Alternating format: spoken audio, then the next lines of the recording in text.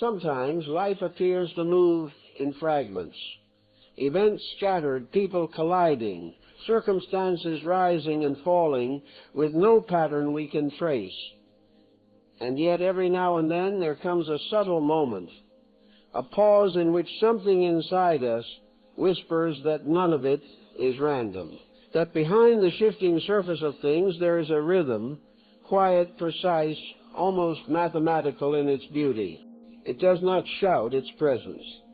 It hides beneath coincidence, behind timing, inside what we casually call luck or misfortune. But to the one who begins to look inward, the pattern slowly reveals itself, as though the outer world were only a reflection, answering to something deeper, something already alive within.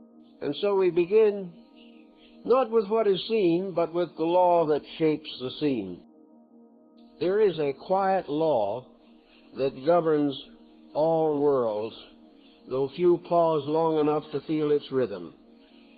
It breathes through the heart of things, invisible and constant, shaping the unseen into the seen, turning thought into form and soul into circumstance. To most, life appears as a series of accidents, the fortunate and the unfortunate tossed together like leaves in the wind. Yet beneath this surface movement there exists a symmetry so profound that the awakened eye cannot help but bow in reverence before it. This symmetry is the law of correspondence, the divine echo that declares, as within, so without, as above, so below. The ancient teachers spoke of this principle not as metaphor, but as fact, the living thread that unites the many planes of existence into a single fabric. They saw that nothing stands alone. Every event in the material world is but the shadow of an inner condition. Every human drama reflects an invisible vibration of thought, feeling, or desire. The world is not merely inhabited, it is mirrored. To look outward is to see the image of what we inwardly hold as true, loved, or feared. Thus the wise do not seek to repair the mirror, but to cleanse the glass of perception through which the soul's light must pass. In moments of silence, when the noise of the world recedes, one may sense this order faintly, like a music behind the noise of human affairs. It whispers that no leaf falls by chance, no meeting occurs without meaning, no pain arises without the hand of instruction behind it. This is not the fatalism of those who surrender to despair, but the serenity of one who knows that all forms serve a hidden balance. Even the dark has its correspondence in light, for shadow is born only from the obstruction of radiance. The student who understands this ceases to curse difficulty and instead inquires, what is this experience revealing about the state of my own inner being? The ordinary mind, untrained in correspondence, moves restlessly through life. It condemns the outer world, while never observing the cause that lies within. It calls others cruel, not perceiving that its own bitterness vibrates outward, drawing forth the likeness of its own unkindness. It blames circumstance for its poverty, not seeing that poverty of gratitude precedes the poverty of means. The law of correspondence teaches that the universe is a perfect reflector, a mercilessly honest mirror that returns to each consciousness the exact measure of its inner condition. What one sends forth, one must meet again, for nothing leaves its source.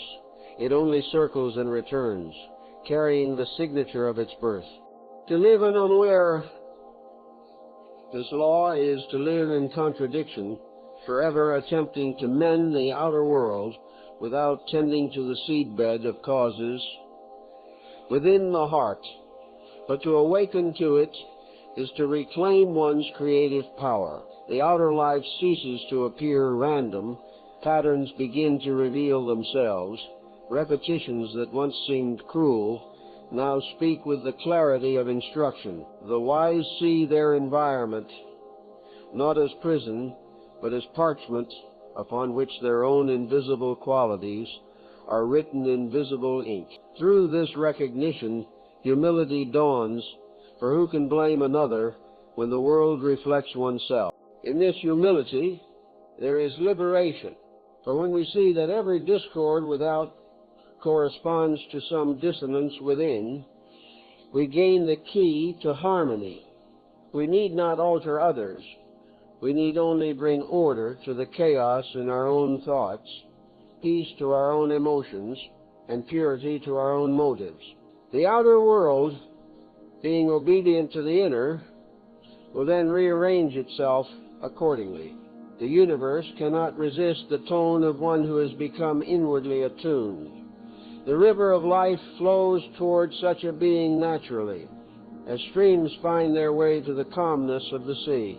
And yet, this understanding is not a mere philosophy. It is a living discipline. It demands self-honesty of the deepest kind, the courage to see that what offends us outwardly may be the echo of what sleeps within us. Few are willing to look so deeply, for the mirror of correspondence reveals both beauty and imperfection with equal clarity. But those who do discover that life's seeming injustices are not punishments, they are messages, invitations to realign the inner world with the higher order of the soul. When this realization ripens, judgment begins to fade, and gratitude quietly takes its place. The mind that once accused now begins to understand. The heart that once resisted begins to cooperate with divine law. Then the eyes open to the unity behind all change, to the luminous intelligence that weaves both joy and sorrow into the fabric of awakening. One begins to see that nothing stands apart, and that every outer scene is the whisper of an inner state seeking recognition. Thus the hidden order beneath appearances ceases to be a mystery. It becomes the song of existence itself, always teaching, always reflecting, always guiding the soul toward its own center.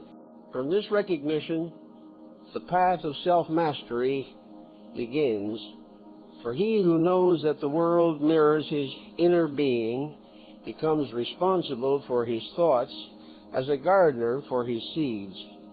The soil of life will bring forth whatever is sown. The law will not fail, for it is divine constancy itself.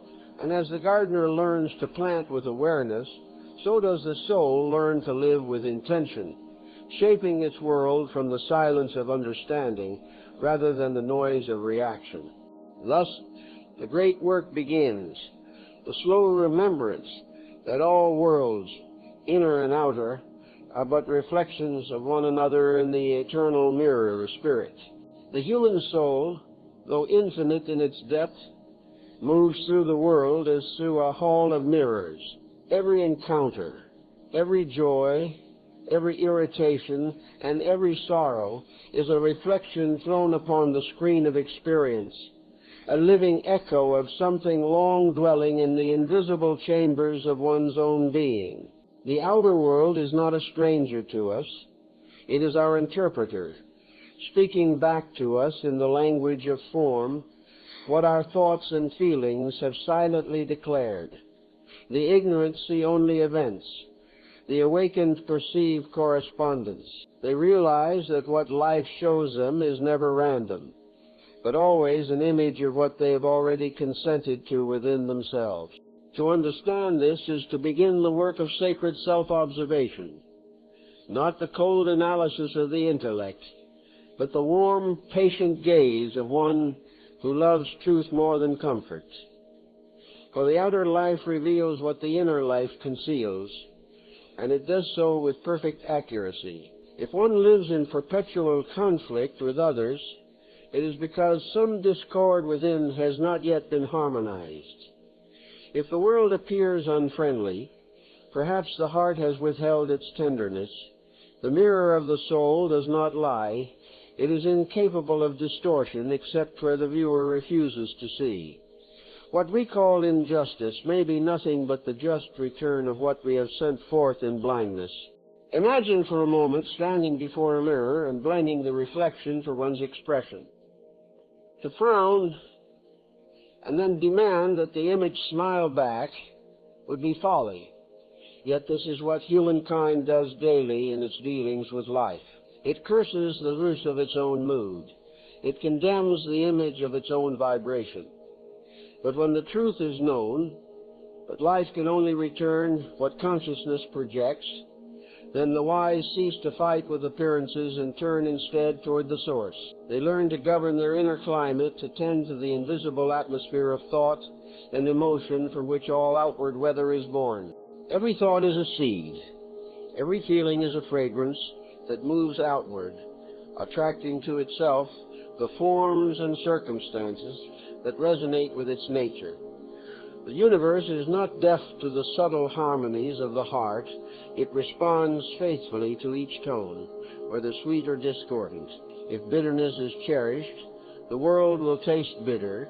If gratitude is cultivated, blessings will multiply unseen. It is not the act alone that determines destiny, but the vibration behind it, the silent quality of the motive, the tone of the unseen intention. For in the realm of correspondence, motive is the magnet, and experience the iron filings that arrange themselves accordingly. Those who begin to perceive this law find that life softens around them. They no longer seek to force the outer world into obedience. They seek to become obedient to the inner harmony from which all outer order springs. The soul, once agitated by resistance, learns to listen. It notices that each unpleasant encounter is a teacher, each irritation a messenger, each obstacle an invitation to purify perception. The mirror does not mock, it instructs.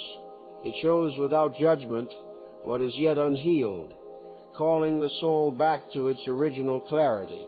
Thus suffering becomes a sacred correspondence, not punishment but purification, leading consciousness back to the awareness of unity. Yet this awareness must ripen slowly. The mind, long accustomed to blame, rebels at first against the suggestion that it creates its own world. It protests, but I did not choose this pain, this betrayal, this loss. And in a sense it is right. The personal mind did not choose it. The choice was made in deeper chambers, through the unconscious beliefs and vibrations that the soul has long carried. Life, with infinite mercy, reveals these hidden causes through outer experience so that they may be known and healed. In this light, even tragedy becomes sacred, for it uncovers the unseen architecture of our own consciousness. To live by this understanding requires gentleness, for one cannot awaken to truth through self-condemnation. When we see the outer mirror reflecting our inner confusion, let us not curse ourselves, but rather give thanks that the law is constant. The same law that returns discord will with equal precision return harmony once harmony is established within. There is no partiality in divine order. The universe is a faithful servant to the quality of our being. The moment we elevate our consciousness, the moment we align thought, feeling, and action with the purity of truth, the mirror must inevitably reflect the change. And what is this mirror made of? It is composed of every living relationship, every circumstance, every detail of our days. It is our work, our health, our home, our companions, all shimmering reflections of the vibration we hold. To the soul that lives in fear, the world seems threatening. To the one that lives in trust, life becomes luminous. The outer world is the rehearsal of our inner symphony. The music cannot change until the instruments of thought and feeling are tuned. When the inner harmony is found, even the same world appears new, for perception has been cleansed of distortion. Let us then approach life as a sacred mirror, polishing it, not by altering the reflection, but by purifying the light that shines upon it. The work is always within. To seek peace outside oneself is like chasing the horizon. It forever recedes, because it is an image, not the source. But when the heart turns inward, when it begins to honor truth above all else, The mirror clears, and one beholds the divine correspondence in everything. The wind through the trees becomes a whisper of the Spirit. A stranger's kindness mirrors one's own tenderness. Even the silence of the night reveals the majesty of order. Thus, the mirror of the soul is not our enemy, but our greatest ally. It speaks in the only way it can, through reflection. And when at last we cease to fear what it shows, we discover that it has always been the face of our own divinity looking back at us through the veil of form. The world was never against us. It was our teacher, patiently waiting for us to recognize ourselves within it. And when this recognition dawns, life changes in its very texture. What was once resistance becomes cooperation. What was once confusion becomes correspondence. The soul begins to smile into its own reflection, and the reflection, faithful as ever, smiles back. The universe, though it appears as matter in motion, is in truth a vast field of vibration, an ocean of living frequency that extends from the finest planes of spirit down to the densest forms of earth. Within this ocean, every being, every thought, every emotion sends forth ripples that touch the whole. Nothing is isolated. Nothing is lost. The faintest movement of the heart creates a resonance that travels invisibly through the unseen ethers, drawing to itself all that vibrates in sympathetic harmony. This is the secret behind what ancient sages called the web of life, the woven field of correspondence through which the inner continually creates the outer. To understand this web is to begin to perceive the universe not as a place of separate objects, but as a continuous fabric of energy, ever responding to the tone of consciousness. Just as a single note can cause a distant string to tremble in sympathy, so does the inner state of the soul call forth matching vibrations in the external world. What one holds in the heart is amplified through the universal field, shaping events, meetings, and even the texture of one's days. In this sense, the world is musical, a living composition, endlessly rearranging itself in response to the pitch of human thought. Yet most souls are unaware musicians. They strike discordant notes and wonder why life echoes them back in pain. They sing the songs of fear, resentment, and haste, and then grieve when the outer world replies in the same tone. But the law is impartial. It returns to each singer the harmony of their own melody. No judgment, no punishment, only resonance.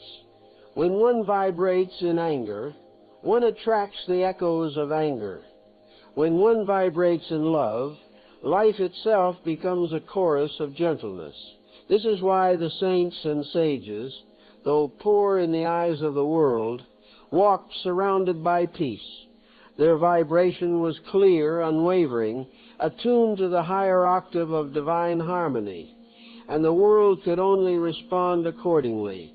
To sense this web is to enter a new kind of perception. One begins to see that thoughts are not contained within the skull, nor feelings within the chest, but radiate outward in waves, mingling with the collective atmosphere of humankind. Each person contributes to the world's vibration. Each soul colors the shared field with its tone. When we walk into a room and feel a heaviness or warmth, we are reading this field. We are touching the residue of human thought. Therefore, our responsibility is sacred. For every vibration we emit joins the universal song. To think kindly is no small act. It sends healing through the invisible web. To harbor malice is to darken the same field we must breathe. In the web of vibrations, nothing is ever truly private. The invisible is public. The thought we nurse in solitude travels outward, weaving the conditions that will one day meet us in form. This is why the wise guard their thoughts as a gardener guards his seeds. They understand that life's events are not arbitrary, but correspond to the quality of vibration once sown. When bitterness is cultivated within, the fruits cannot be sweet. When love is planted, even hardship becomes fragrant with grace. The outer world thus becomes the harvest of our inner vibration, an exact correspondence born of cosmic law. Many attempt to change their lives by rearranging outer circumstances, not realizing that they are trying to alter the reflection without touching the light. But vibration cannot be deceived. One may speak of peace, yet if resentment trembles beneath the words, the field hears only the discord. The universe does not respond to language, but to tone. Therefore, spiritual practice is not a matter of convincing the mind, but of tuning the heart. When the heart is attuned to gratitude, even silence becomes a prayer. When it is attuned to fear, even prayer becomes anxious noise. The alchemy of vibration begins in awareness. To sense one's own frequency, to feel the quality of one's thoughts, is to take the first step in mastery. The mind may deceive with reasoning, but vibration cannot lie. One's atmosphere speaks more truly than one's words. When agitation fills the inner space, let one pause and listen, not to condemn, but to observe the discord without adding more resistance. In this quiet recognition, the vibration begins to change, for consciousness itself is a tuning fork, aligning the lower tones with the higher when awareness is steady and calm. Harmony is not the absence of conflict, but the inclusion of all notes in right proportion. The universe does not demand that we never feel pain or doubt. It only asks that we not fix our vibration there, to feel deeply and yet remain inwardly still. This is the art of alignment. When emotion passes through us like wind through the branches, without clinging or resistance, the vibration purifies itself. Each moment becomes a note of the eternal music, transient yet true, blending into the greater symphony of being. Through this awareness, one begins to understand that the web of vibrations is also the web of relationships. Every person we meet is drawn to us by resonance. Every situation corresponds to the frequency we currently inhabit. When we raise our vibration through truth, compassion, and integrity, the web rearranges itself, sending new people, new opportunities, new lessons that match the higher tone. This is not magic, it is law. The inner world shifts, and the outer must follow, for both are threads of the same loom. And so the wise no longer ask, why is this happening to me? But rather, what within me is calling this forth? In that question lies power, humility, and liberation. For the web answers faithfully, always mirroring, always teaching, always returning to us the quality of what we have become. The student of vibration thus ceases to fight with the world and begins to harmonize with it. Life is no longer an adversary, but an instrument, and the soul learns to play it with reverence, tuning itself daily to the divine pitch of peace. When this tuning becomes consistent, when the heart no longer wavers between harmony and discord, the entire web begins to shimmer differently around such a being. Wherever they go, peace follows. Wherever they speak, understanding blooms, not through effort, but through resonance. The world, hearing its own highest note through them, responds with recognition. Thus, the invisible web becomes the living bridge between the inner and the outer, the soul and the universe, the seen and the unseen, all moving in correspondence, all vibrating in one sacred tone. There comes a moment in every sincere seeker's life when the veil of separation begins to tremble. Until that moment, the world seems divided. There is me and there is you. There is inner thought and outer event. There is heaven above and earth below. The human mind, accustomed to duality, cannot easily grasp that these opposites are but two faces of one eternal truth.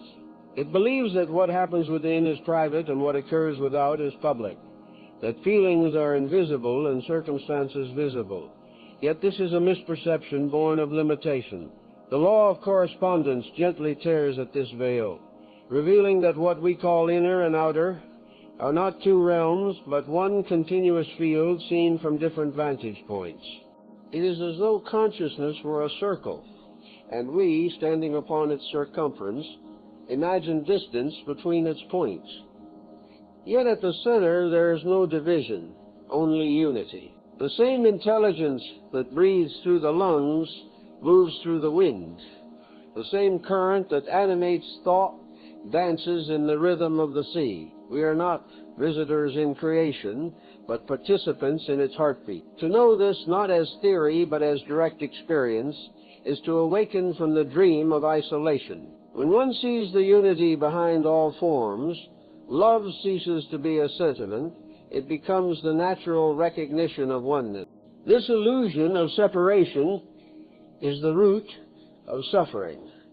It is the error that leads the individual to strive against the world, to fear its judgments, to compete for what already belongs to all. It causes man to wound others, thinking he defends himself, not realizing that every injury returns through the circle of correspondence. The moment he divides, he loses harmony. The moment he excludes, he diminishes himself. For what is denied in another must sooner or later confront us within our own nature.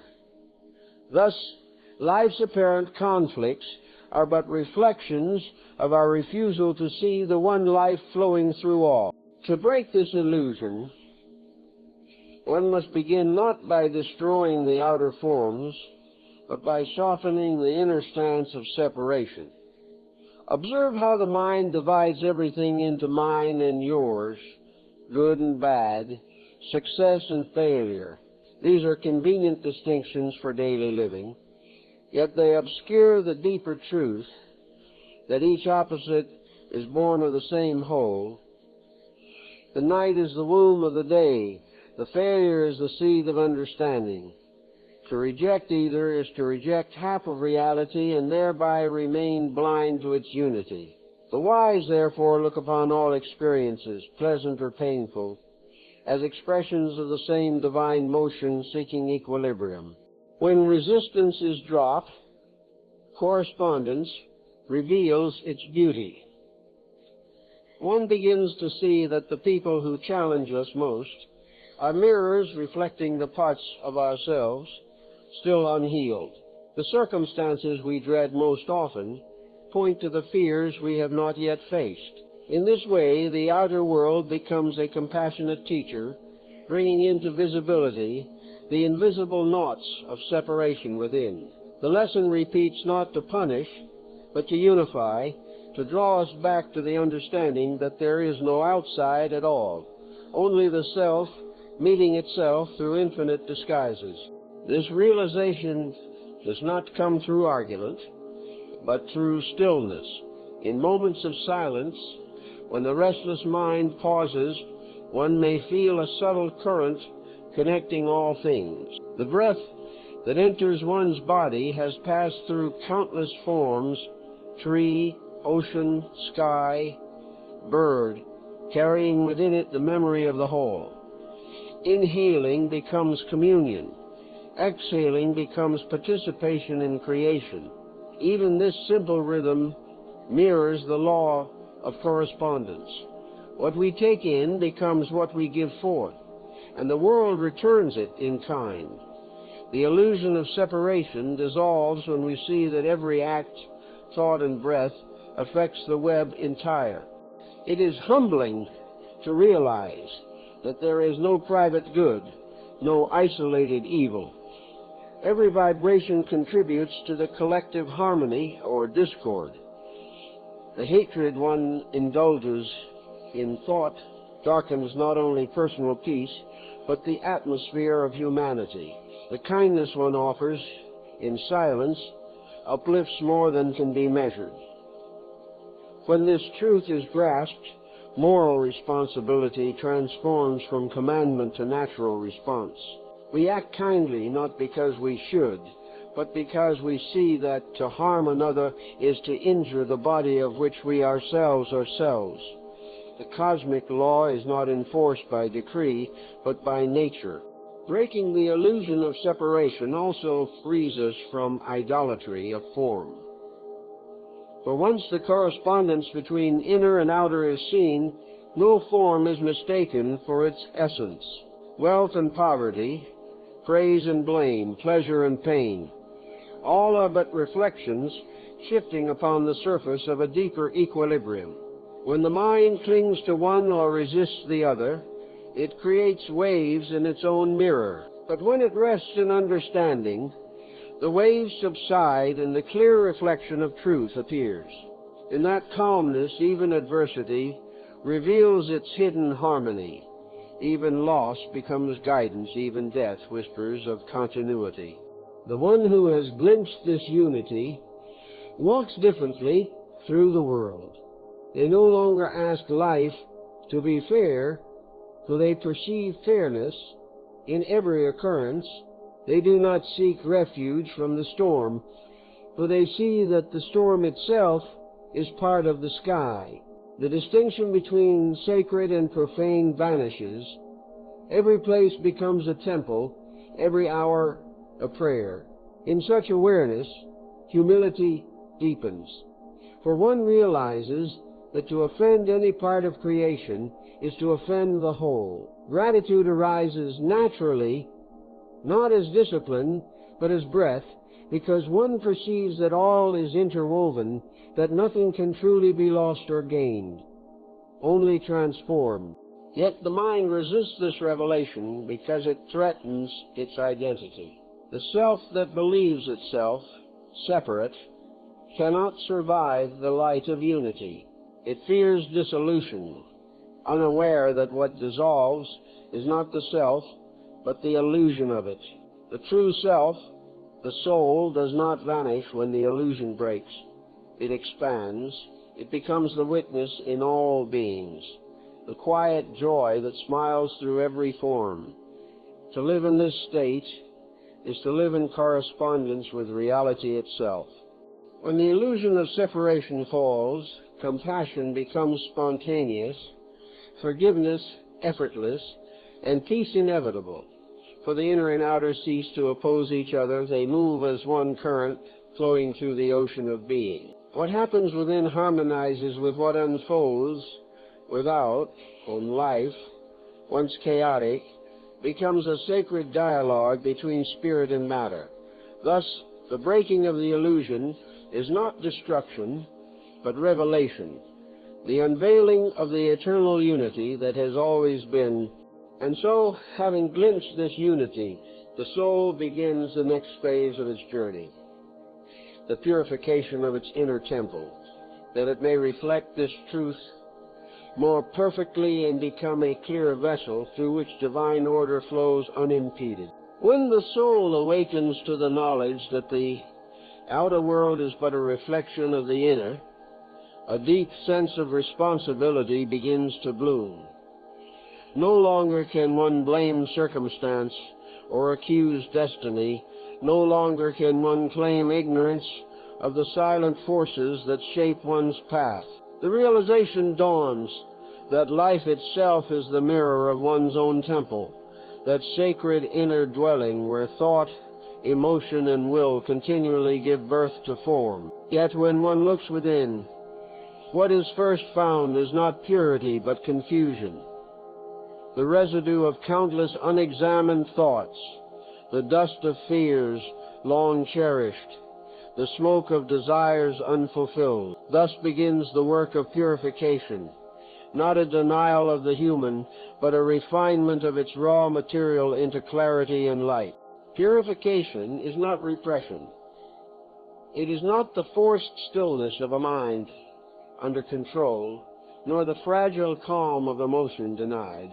Rather, it is the art of transmutation, of understanding each impulse, seeing its source, and allowing it to ascend into its higher correspondence. Anger, when purified, becomes strength. Desire becomes aspiration. Fear becomes reverence. Sorrow becomes compassion. Nothing true is destroyed in this process. Only the distorted vibrations are lifted into harmony as the fire refines metal without erasing its substance. The temple of the soul must first be entered with humility. Many approach self-examination as conquerors, seeking to master their lower nature through will alone. But the inner temple opens not to force, but to reverence. The mind must kneel before its own mystery. It must learn to listen rather than to command. The one who observes himself without judgment begins to perceive the sacred logic behind even his errors. Each weakness reveals an area where love has not yet entered. Each restlessness exposes a corner of the temple still darkened by forgetfulness. Through quiet observation, light returns, not the harsh light of criticism, but the soft radiance of understanding. This light is born from silence. The outer world speaks in noise. The inner world whispers in stillness. To purify the temple, one must rediscover the holy art of inward listening. In the still hour before dawn, or in the pause between two breaths, one may hear the subtle current of being that runs beneath thought and sensation. It is not dramatic, yet it is constant. It does not argue, yet it guides. To dwell in that current is to bathe the inner space in the waters of clarity. The mind, washed by this silence, begins to lose its rigidity. The heart, once clenched by desire, softens into receptivity. As the inner temple clears, correspondences in the outer world shift. Relationships once strained begin to ease. The environment subtly brightens. Opportunities arise unforced. This is no miracle in the ordinary sense. It is the simple effect of resonance. A clean vibration attracts clear conditions. A disturbed vibration attracts confusion. The purified soul no longer radiates the conflicting signals of fear and pride. It emits coherence, and the universe responds with coherence in return. Thus, the true work of transformation is not performed outwardly, but inwardly, in the silence where motive is examined and heart is cleansed of disguise. Yet the work is not without struggle. As the light grows stronger, it reveals what had long been hidden. Forgotten griefs rise to the surface. Unhealed wounds demand acknowledgement. Many turn away at this stage, mistaking purification for regression, not realizing that the darkness emerging is not new, but long suppressed. The wise endure this phase with patience, knowing that one cannot clean a room without stirring its dust. Every sorrow faced without resistance becomes a door. Every fear met with understanding dissolves into wisdom. Slowly, the temple begins to shine with its native brilliance, not through adornment, but through the removal of obscurity.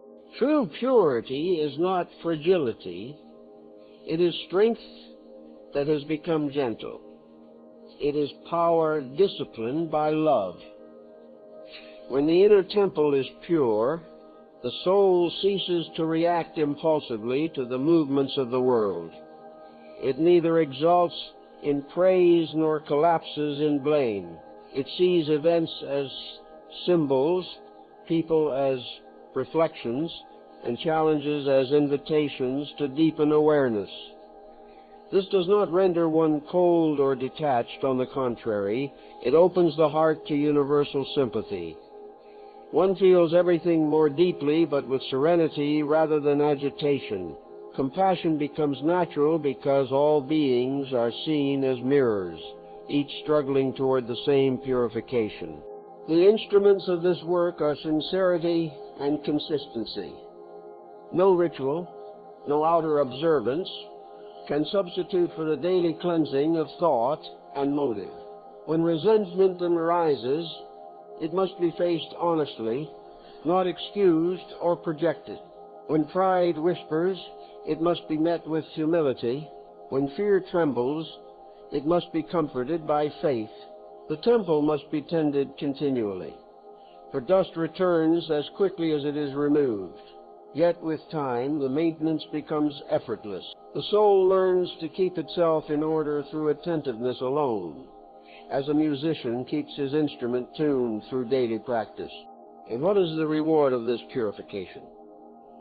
It is not worldly success, though that may follow. It is inner freedom. The purified heart is no longer bound by reaction. It lives in correspondence with truth, and therefore nothing external can disturb its peace. Its joy does not depend on events, for it knows that all events are passing images reflected upon the screen of consciousness. Having cleansed its own mirror, the soul sees the divine reflected everywhere, in the face of the stranger, in the sound of rain, in the stillness between thoughts. This is not imagination, but perception restored to its rightful clarity. When the temple is pure, creation flows through it without distortion. The words one speaks carry healing. The actions one takes unfold with purpose. There is no longer conflict between intention and outcome, for the inner and outer are aligned. The soul becomes a vessel of divine correspondence, a bridge through which heaven and earth exchange their light.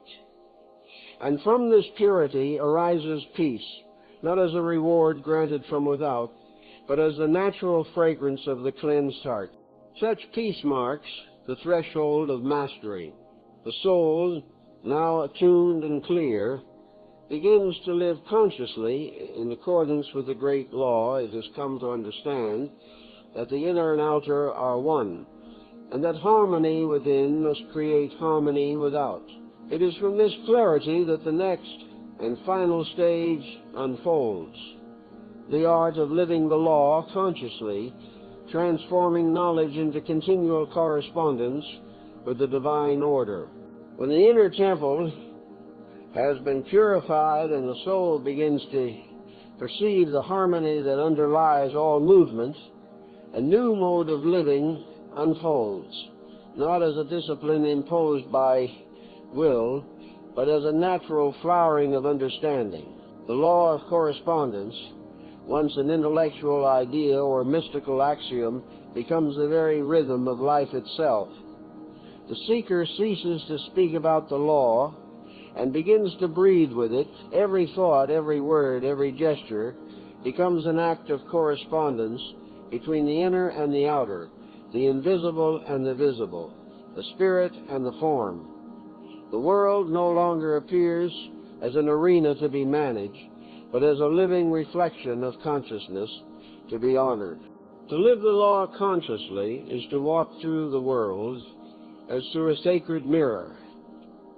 The purified heart recognizes that whatever arises is not random but responsive. Every situation, whether sweet or bitter, is the echo of one's own vibration. Thus, reaction yields to response, and resistance gives way to reverent observation. When misfortune appears, the awakened soul does not cry out against it, but listens. What is this revealing within me? When joy arrives, it bows in gratitude, knowing that joy, too, is correspondence, the return of harmony once established in the unseen. In this way, the student of life becomes a participant in the divine dialogue, conversing silently with the universe through the language of inner states. Such living requires continual remembrance. The mind, though enlightened, easily drifts back into forgetfulness, imagining again that outer conditions cause inner moods. But each return to awareness strengthens the connection. Slowly, the soul learns to remain poised in the center, undisturbed by the play of opposites. It observes the tides of emotion rise and fall without losing its ground. It sees through appearances without contempt for them, for it understands that form is the garment of the formless. This balance is serenity, the calm knowing that all things, pleasant or painful, serve the same law and therefore the same good. When one lives in correspondence, even ordinary acts acquire sacred significance. Eating, speaking, walking, resting, all become expressions of inner harmony or disharmony. Thus one eats with gratitude, speaks with truth, walks with awareness, and rests in peace, not as duties, but as natural extensions of an inner equilibrium. The outer conduct refines itself without moral struggle, because conduct is no longer separate from consciousness. The law, once studied as principle, has become embodied as presence. The soul, having understood the cause within, now lives as the cause of harmony in its world. To live consciously is also to create consciously. The purified mind understands that every image it holds, every word it utters, every motive it nurtures, will find its echo in form. Therefore, creation becomes a sacred trust. One no longer indulges in idle imagination or careless speech, for these are the architects of future experience. Thoughts are chosen with care, words are spoken with precision, and deeds are aligned with the heart's truth. Creation ceases to be accidental. It becomes prayer in motion. The artist, the teacher, the parent, the worker, all who live by this law become co-creators with the divine, shaping their world with integrity of thought and tenderness of will. This conscious living dissolves fear, for fear arises only when one believes in separation and accident. When the soul knows that nothing happens outside the law, fear gives way to trust. Even the unexpected is recognized as correspondence, even the painful as purification. The outer life, once filled with anxiety, becomes luminous with purpose. Each encounter, each challenge is met with quiet certainty. This too belongs. In that acceptance, the mind ceases to struggle, and peace descends like dew upon the heart. From this peace flows power, not the power of control, but of attunement. The individual no longer attempts to bend the world to desire, but instead tunes his being to the divine frequency and lets creation unfold through him. His actions carry weight because they are in harmony with the whole. His presence influences others without intention, for harmony is contagious. Wherever he walks, tension eases, confusion clears, hearts remember their own center. He becomes a living correspondence of the higher order, a mirror in which others may glimpse their own forgotten light. And yet such mastery is humble. The one who lives by the law does not claim to command it, for he knows it is universal and impartial. He does not boast of alignment, for to do so would break it. He simply serves as a channel, quietly grateful to participate in the divine circulation of cause and effect. His joy lies not in possession, but in participation, to breathe with the rhythm of creation, to speak words that heal, to act without distortion, to rest in the peace of knowing that nothing is lost, nothing wasted, nothing outside the sacred correspondence. Eventually, the distinction between inner and outer dissolves entirely. The soul perceives only movement within the one life, waves upon a single sea. What once appeared as an external world is recognized as the play of consciousness itself. To love the world becomes to love oneself rightly. To purify oneself becomes to bless the world. Every being, every atom, every star is seen as part of the same luminous fabric vibrating with the same eternal sound. In that vision, the seeker disappears, and the law alone remains, not as doctrine, but as living harmony. To live the law of correspondence consciously, then, is not to acquire a new belief, but to remember an old truth, that the inner creates the outer, that the soul is the seed of its own world, and that when the heart is pure, heaven and earth meet within a single breath. The awakened one walks quietly through life, blessing by his presence alone. For wherever he looks, he sees himself, and wherever he looks, he sees God. In this seeing, the circle closes, the inner and outer reflect one another perfectly, and existence reveals itself as the eternal mirror of divine thought made manifest. Thus ends the lecture, not with an ending, but with a beginning. The beginning of conscious living, where every moment becomes correspondence, and every breath bears witness to the truth that the universe and the soul are one.